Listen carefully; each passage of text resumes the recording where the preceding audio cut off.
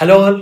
చాలా మంది స్టూడెంట్స్ యూఎస్‌లో మాస్టర్స్ డిగ్రీ ఫినిష్ చేసుకొని జాబ్స్ కోసం వెయిట్ చేస్తున్నారు. F1 వీసా నుంచి ఓపీటీ అప్లై చేసుకొని, లేకపోతే సీపీటీ అప్లై చేసుకొని, లేకపోతే కొంతమంది H1B వీసా అప్రూవ్ అయ్యి వెయిట్ చేస్తున్నారు. ఇంకా జాబులు రాలేదు. జాబ్స్ వస్తున్నాయి అసలు స్టూడెంట్స్‌లో. ఇంకా స్టిల్ స్టూడెంట్స్ యూఎస్ఏలో వెయిట్ చేయాలా?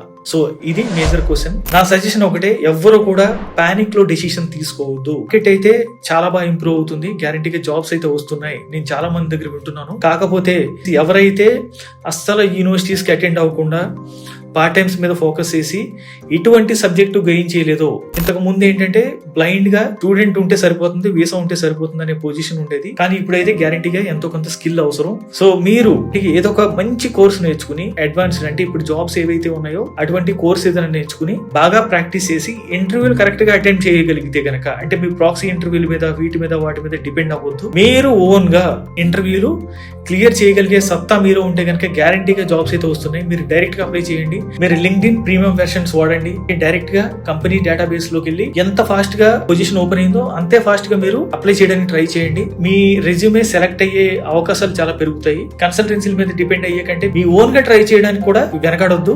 ఒకవేళ వాళ్ళు సపోర్ట్ తీసుకున్నా కూడా మీరు ఓన్ గా ట్రై చేయండి. ఎవరికైతే స్కిల్ ఉందో గ్యారంటీగా జాబ్స్ వస్తున్నాయి. నేను ఎగ్జాజరేట్ చేయట్లేదు. చాలా మంది స్టూడెంట్స్ దగ్గర నుంచి నేను తీసుకున్న ఫీడ్బ్యాక్ నుంచి చెప్తున్న మాట ఇది. సో మీరు పానిక్ అవ్వద్దు. అంతవరకు మీరు లైవ్లీహుడ్ అలాగే మీ మెంటల్ వెల్ బీయింగ్ జాగ్రత్తగా చూసుకోండి. హోప్ఫుల్ గా ఉండండి. గ్యారంటీగా జాబ్స్ వస్తాయి. Thank you very much for watching this video.